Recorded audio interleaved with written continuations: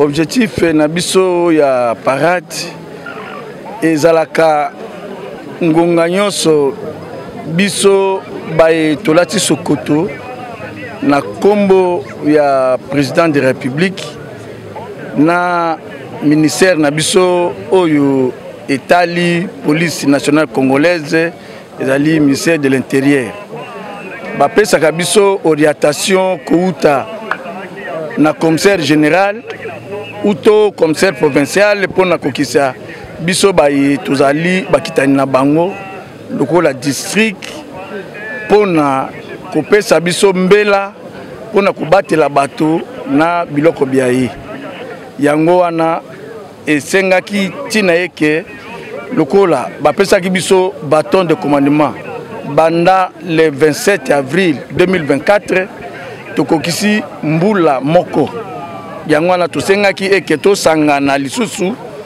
pona koyeba ndenge nini mbula mobimba oyo biso tosali na kati ya siati urbain na biso afuna na ba bourgmestre na biso na ba biso tozali kobatela est-ce que mosala oyo président de la République a pesa kindingisa eke ba pesa biso affectation na tina eke tokamba district oyo ya funa est-ce que tozali kosala mosala yango malamu tozali ko gagner confiance na population na biso tozali na collaboration na service para-étatique oyo ya biso siati urbain funa talati na oyo tomemanaki awa epai ya moko ya bourgmestre na biso oyo ya bandal oyo andimaki koyamba biso na tina eke tosangana na population ya biso ya bandal na baninga na ye pona koyeba komanyola ndenge nini oyo tokoki kosala effort pona kobatela bato na biloko ya bango na banzi nazali na ba kitani na ngai oyo tozana bango na sima awa parce que biso tozaka toujours instruction emana na bakonzi na biso na yebi eke biso nyonso lokola tozali awa na kati ya famille moko na moko na banzi tozali na moko oyo azali na bizali mabe oyo tozali kobenga kuluna mais biso moko tokoki kodima biloko wana te parce que ezali instruction moko ezali permanente de façon que to traquer kuluna wapi esika ye azali na collaboration na ba commandant na biso na ba bourgmestre na biso ngai nasengaka kaka na ba oyo bakangaka bakuluna eloko moko boye baeke mbongo ezali eloko pamba parce que kuluna wana oyo okangi ye malamu akoma na acquis de droit parce que soko tiki ye epa na yo pona kowela mbongo mokolo oyo kuluna oyo tiki ye yo kanisi ke oza na bureau na yo mais akei obimisi ye nzoka alandi akutani na famille no moko akati ye lokolo to loboko tango kozonga na banzi eko interpeller yo makasi malamu soki biso tokangi malamu bakoma wapi esika oyo bakoki kokoma pona komeka ko réduire taux ya insécurité et ça la mara tout le temps hein boyebi na ba service à sécurité il faut toujours qu'on rappelle bango à l'ordre donc tozui moi temps moko ya muke tozalai komona na te na bango yango wana esengaki il fallait parade ezala et puis eza parade à liboso karaté to ya suka te commandant district akomeka ko instaurer yango na ba commune nyonso oyo yazo diriger na funa tokolonga bandal lobi tokena Kasavubu tokene Bumbu Selembao Selembao aza de l'autre côté Ngiringiri et puis les autres communes donc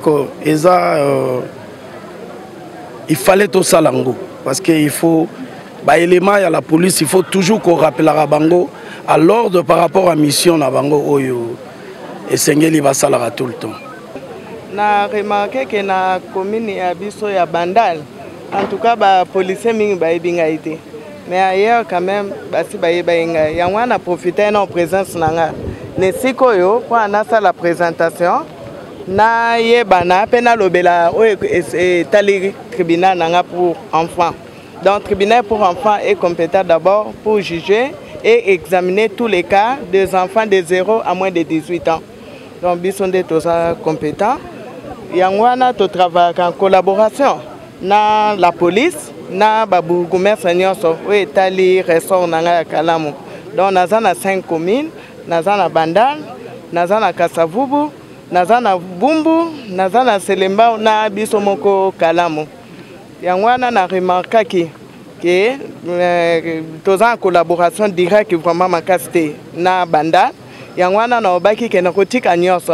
audience, na otika musala na ngai ya ki président kuna na ko kitalelo awa quel que soit RSC là pour na naya kolobela tribunal na ngai pe par rapport à question tuninga iso to sa musala malamu bia to sa musala mabe na koloba boy chef de l'état loba que justice est malade na ko wanga na ngo vraiment makasté mais to saluana siko pona to sunga chef de l'état donc to tombola quand même justice en mboka. Donc, Moussala nazo sala un jour et nuit, en tout cas, Zali Makas, pour encadrer quand même jeunesse nabiso. Donc, na sala quand même Moussala na mi pesa ka corps et âme. Na sala ngo malam. Donc, bakuluna na kaka bango makas. Donc, bango mo baebi. Que ce qui bae kuna, en tout cas, quel que soit bakosi âge, mais ba obikate. Et là, c'est que mbeba o bazo sala, biso to zali wana pour antotia ordre. En tout cas, il y a un ordre dans secteur de tribunal pour enfants. En tout cas, Moussala n'a pas même bourgmestre, même numéro 1. Il y a des districts à quoi quand même côté témoignage ça la Moussala Makasi pour être tout sunga quand même jeunesse, tout dresser quand même bas nabiso pour la jeunesse quand même yambo qui tombe un jour. Pour ça biso tozate un jour ils a bangonde ba remplacer biso. Inkumisongo. Donc, président du tribunal pour enfants de Kalam. Merci beaucoup, mon Pandi Sango. Vraiment, na pesi longo mingi na colonel Nabiso Yafuna. Na ndenge vraiment à lancer message ya mutu ya makasi.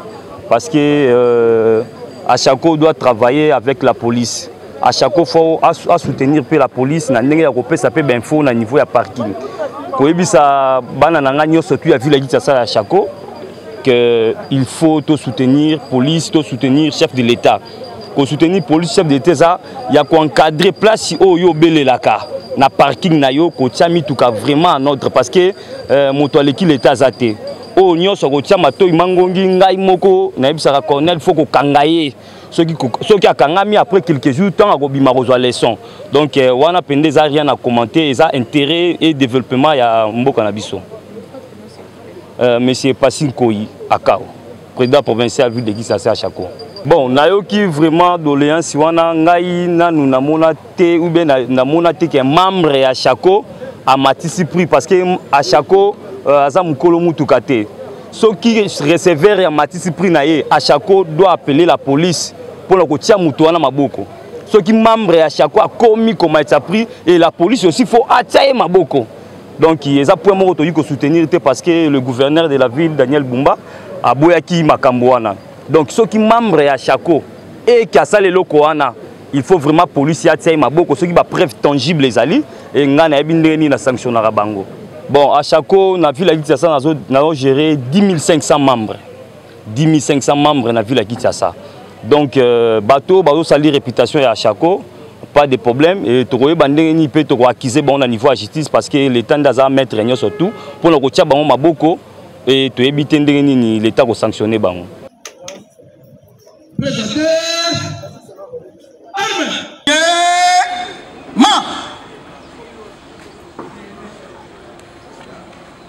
Gardez-vous à droite, portez.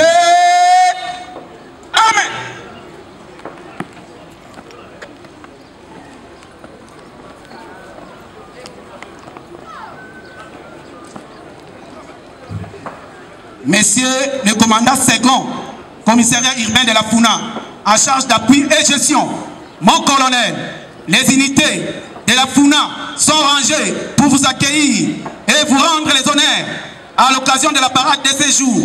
Je vous invite à passer la troupe en inspection. Le commandant de troupe, le commissaire principal, Véronique Nixon.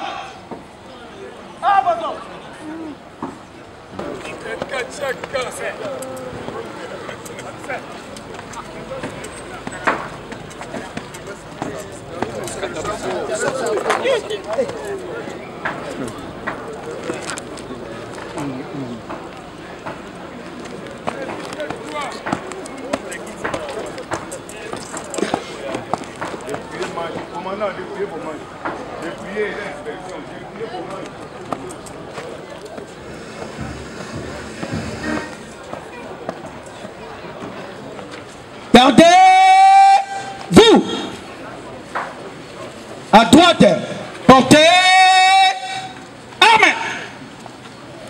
Le bourgmestre de la commune de Bandalungwa, Excellence, les unités du commissariat urbain de la Funa est rangé pour vous accueillir et vous rendre les honneurs à l'occasion de la parade de ce jour. Je vous invite à prendre place à la tribune. Le commandant troupe, le commissaire principal, Bengoli Nixon.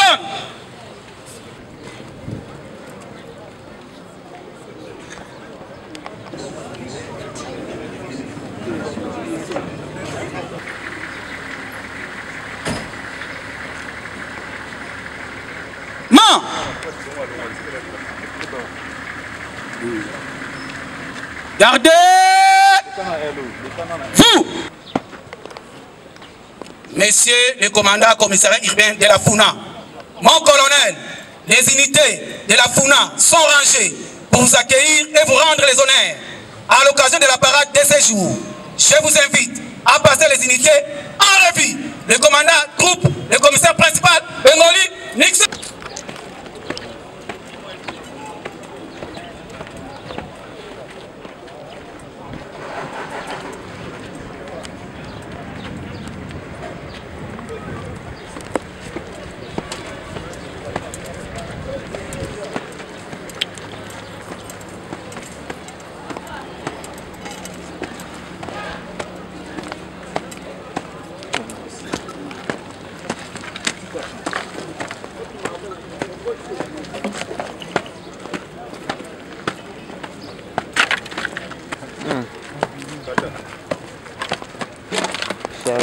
Mon colonel, arrêtez tout, terminé. Allez, bâton. Allez, bâton.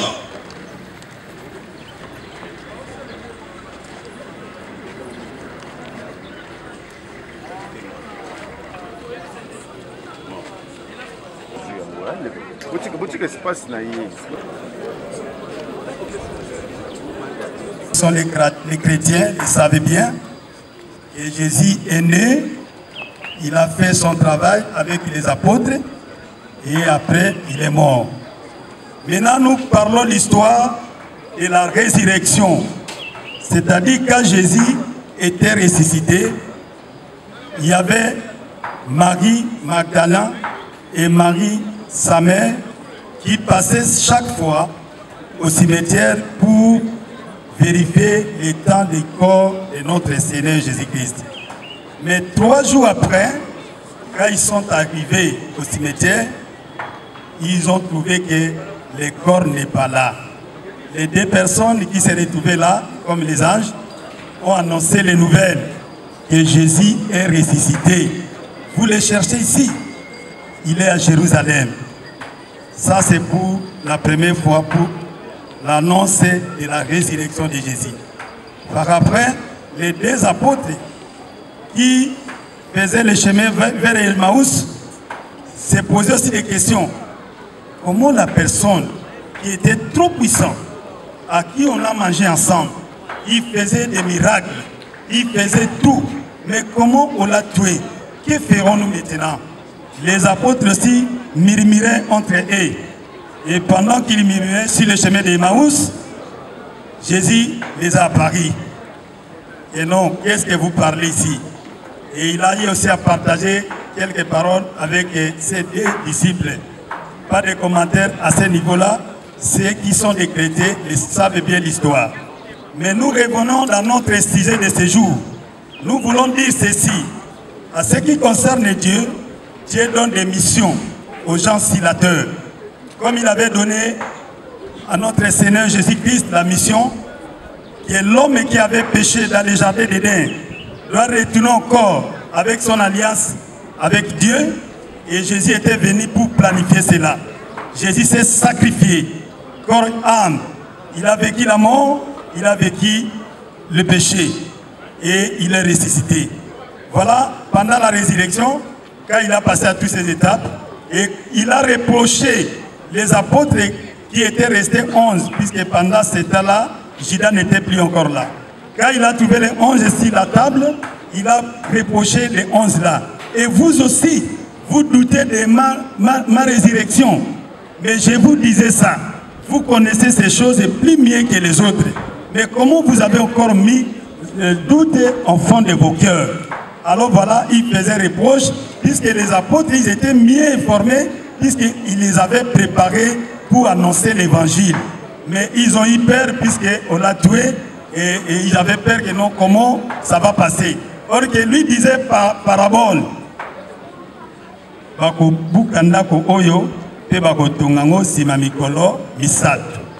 voilà. Et après 3 jours, Jésus est ressuscité. C'est pour cela qu'il reprochait à ceux qui étaient informés bien avant. Pourquoi vous pouvez mettre doute comme si que vous n'étiez pas préparé ou informé à ces choses?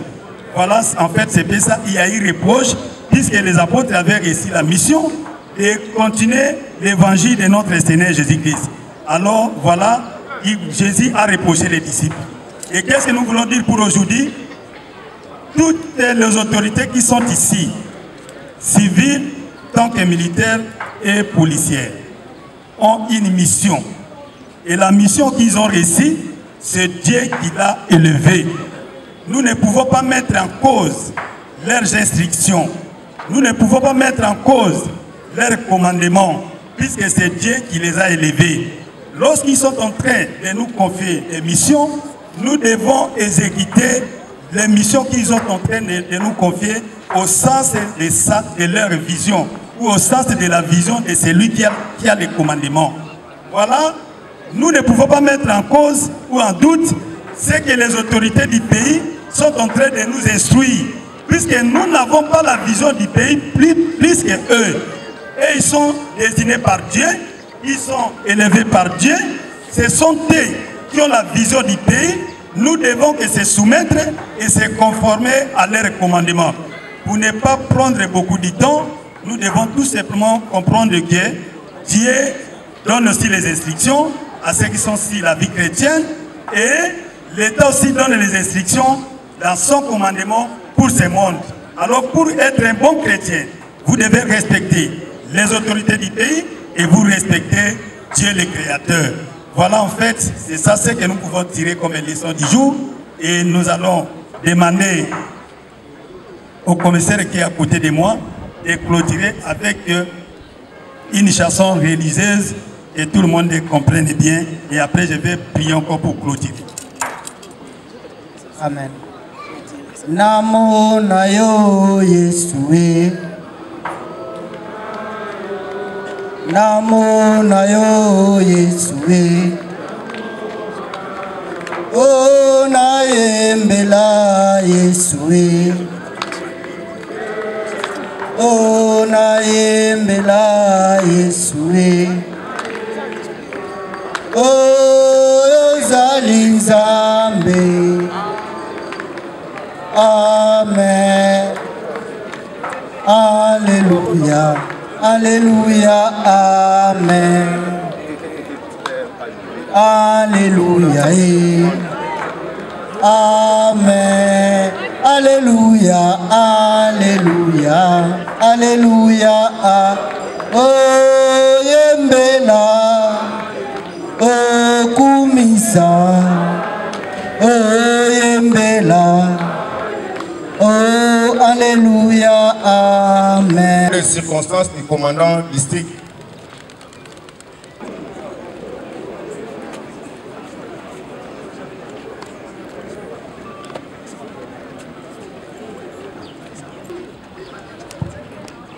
Alléluia. Bon.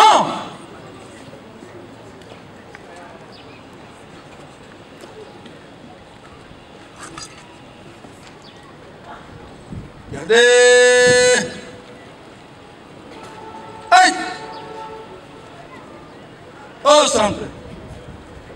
Votez. Amen.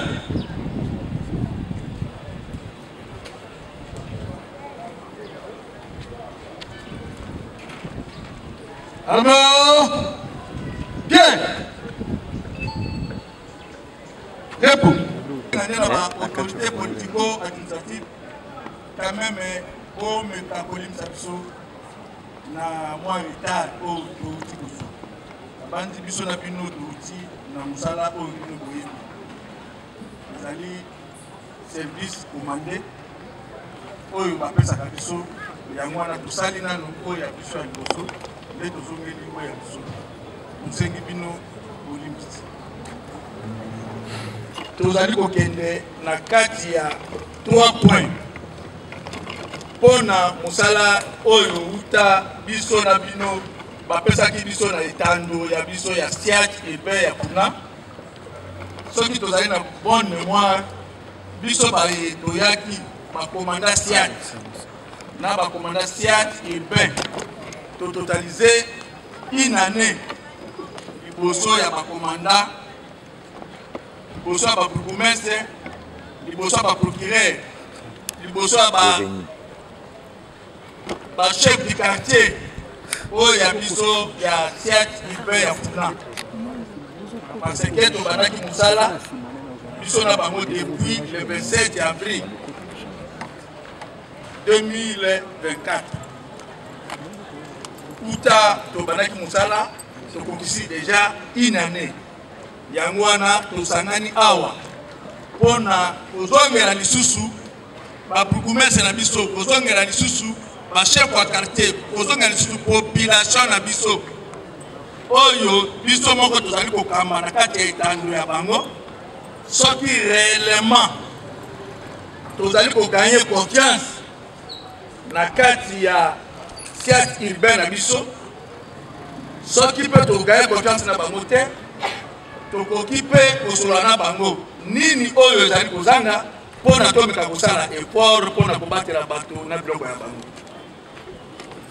Tala tina oyo biso moko tokomi awa parce que ezali devoir na biso ya kozala devant population mpona toyeba réellement soki biso tozali kobatela bango malamu soki tozobatela bango malamu te quand même tosenga eloko nini ezangi mpona biso tokoserenir na ndenge tozalaki entre biso na commandement mpona toya awa esika oyo yango wana tozali awa mpona problème wana malgré tozalaki na bamisala nzike mais tondimaki kaka eke tosilisa wana malamu toya tosolola biso na bino mpona toganye quand même réconfort ya population oyo biso bapesi biso charge mpe responsabilité na kati ya siati ya urbain ya mpuna.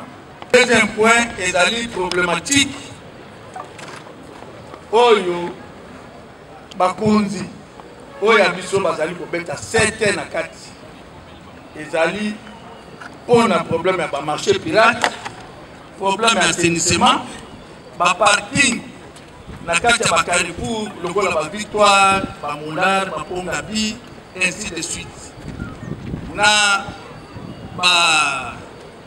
bagarage oyo ezali na kati na nzela au sein ya secteur na biso ya siatika kuna malamu lokola babourgmestre bango moko bazali awa bakopesa biso directive orientation ya chaque commune oyo ya bango na banzi bacommandant siat tozali na bango awa chaque commandant siat devant ye bourgmestre na ye azali awa malgré bamosusu mpe bazali empêché bakopesa biso na bino balide de conduite na bango mpona ke assainissement esalama na ndenge oyo elungubani na banzi ezali problème ya phénomène kuluna na makambo oyo ezali kolekela biso kasi lokola biso tozali mapinga ekoki kolekela biso te parce que tokosala effort oyo ya biso moko parce que tozali déterminé na place oyo bapesi biso malamu tobatela bato na système oyo ezali koleka oyo ya braquage biso na bino moko na moko lokola tozali awa tozali na spécialité ebele entre biso na bino mpona koluka moyen mpona tomeka quand même koarrêter démorragie wana ya minei tokoki kobosana mosala mwa biso mwa leta te mpona makambo etali service intérieur. Soki service intérieur ebongi te, cela veut dire oyo biso na bino nyonso tokosala ekoleka eport wana nyonso ekoleka na mai. Tala ntina oyo biso na bino tozali awa yango wana nakoloba mingi te, nazali kosenga na baye oyo ngai nazali kokamba bango na service ya politico administratif oyo biso tobengi oyo bazali bakonzi oyo ya biso bazali kopesa biso orientation mpona kobatela biloko bango na biloko na bango oyo bango moko basombelaka biso biteni bya sokoto oyo biso tozali kolata molato wana malamu tosola na bango bayeba eloko nini oyo biso tozali kosala na kati ya zone oyo ya service bapesi biso na kati ya siège urbain. Yango wana tosengi na ebele na bato oyo bachef wa parking bachef de service mosusu ndenge bazali awa nde toyei mpona ntina eke toyekola ndenge nini oyo tokoki kosala mosala ndenge nini tokokamba baelema na biso mpona toyekolwe malamu entre biso na bango nyonso.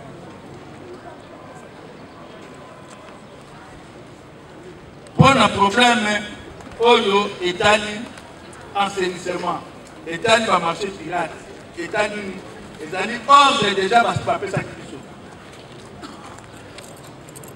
biso tokoki kozela yango te parce que basi bapesaki biso déjà orientation eke biso ipo tozala proche na population mpona koyebisa bango ntina eke mondelo oyo ya lopango na ye oyo leta apesaki ye ezali teke akoki kolekisa mondelo na ye mpona kota na kati ya mondelo ya leta te na bandi bango moko bakonzi ya leta bazali nsima na biso awa bakopesa biso dernier orientation mpona moko na moko banda ngai bakomanda siat bakomanda susiat na baye oyo bazali kokamba bango malamu totosa mibeko oyo wana mpona ntina eke ekolo na biso etambola malamu eloko ebandaka toujours na ebandeli mpona ekende na suka biso na bino tozela teke lokola bapesi biso charge responsabilité mpe bapesi biso ligne de conduite oyo ya mosala lokola déjà train esi edémarre malamu lokola biso na bino tozali na kati ya baton de commandement tosala oyo biso tokoki kosala atake soki balongoli biso quand même moto oyo akoya koremplace ngai na yo akuta déjà ke biso totie quand même jalonnement mpona eke ye mpe alanda oyo wana ezala te ke tozala toujours grand croisé na kati na mosala na biso te il faut biso tosala effort ya makasi na ntina eke chaque commune lokola babourgmestre na biso bazali awa bapesanga quand même rapport ya malamu ya chaque commandant siat ke quand même azali kosala effort na kati ya commune na ye mpona assainissement soki assainissement ezali malamu nakanisi biso tozali komona vraiment bakonzi ebele bazali koya na kati ya siat urbain na biso.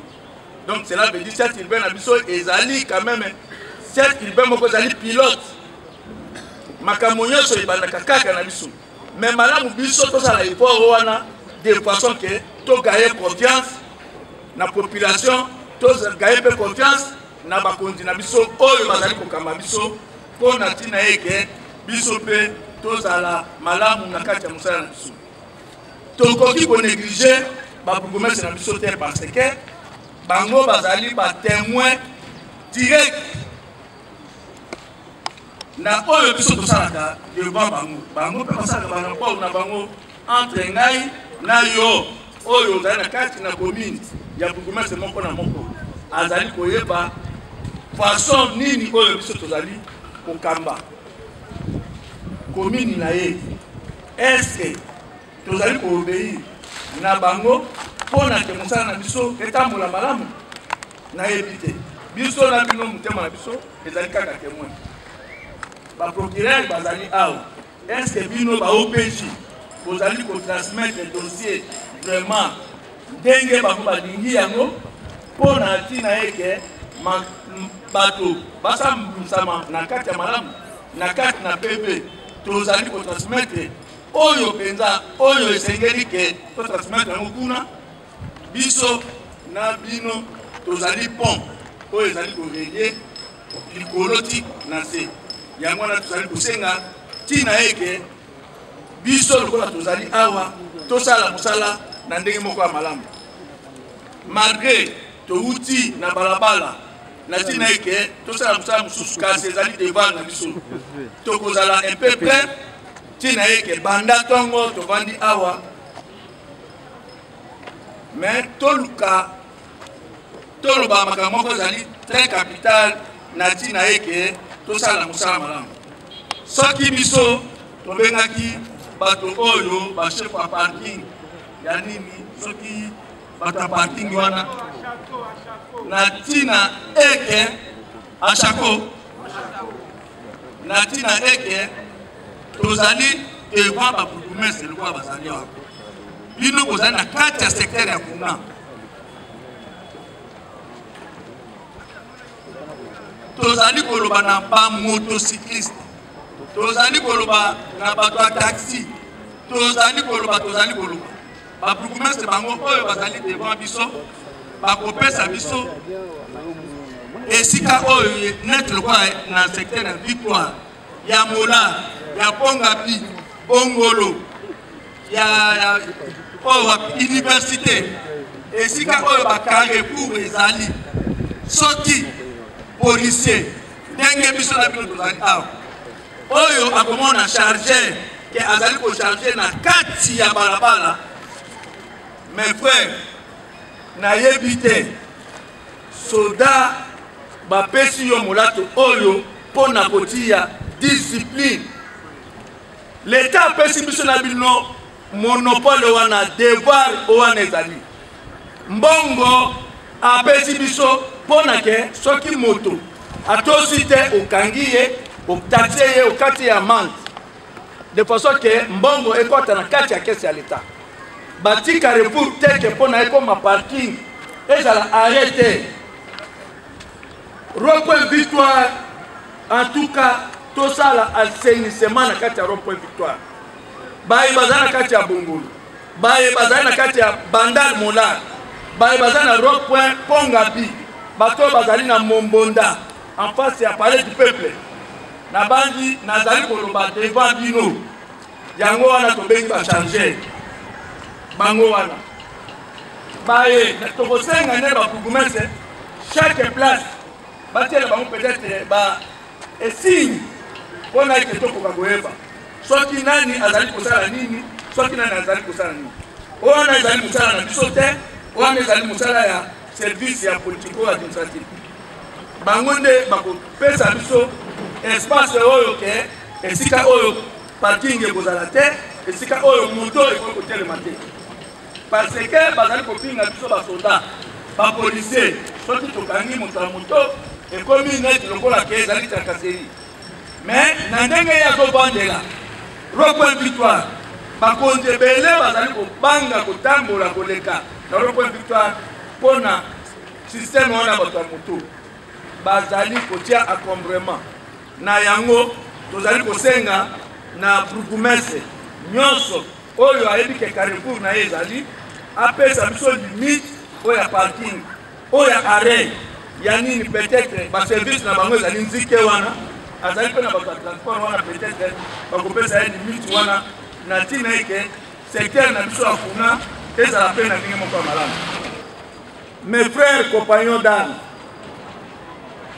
soki tozali koloba mingi ezali na ntina te mais soki toti accent na service intérieur na bandi musala oyo tozali koloba biso na bino ekokoma musala moko ezali très facile. Soki totosi service appliqué, soki totosi misala oyo l'État asengaka na biso patrouille pédestre nocturne oyo biso tosalaka biso na bino bajip ezali bazali kobatela biso bajip mosusu bino moko mpe boyebi. Chaque commandant SIAT oyo colonel azali koloba, oyo commandant SIAT azali koloba, oyo estroa azali koloba, ezali nyonso kaka pona ke musala na biso etambola. Tala tina oyo tozali ko marquer présence na biso awa na kati ya 3e parade oyo biso awa, malgré que tomemaki ba na éducation qui SDA memaki bakuna oyo tosala coopération ndogo oyena bango te,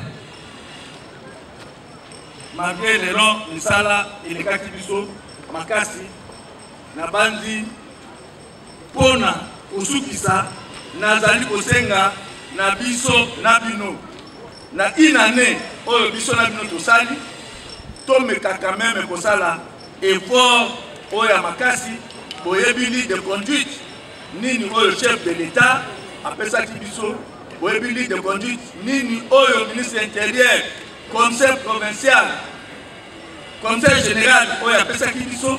Il faut tosala suivi na yango pona tina ike musala etambola malamu.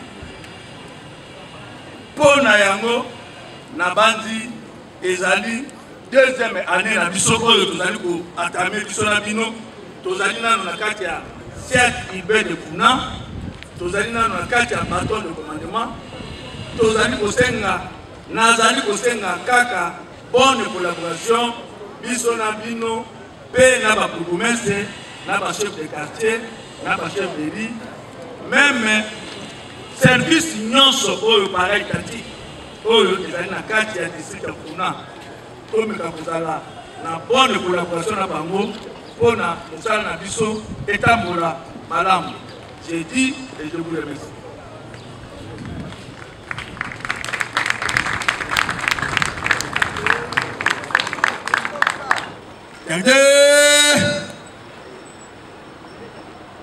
Vous,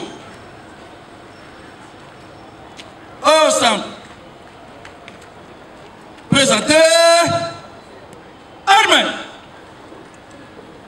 Unité à votre disposition pour la continuité du programme. À votre colonel.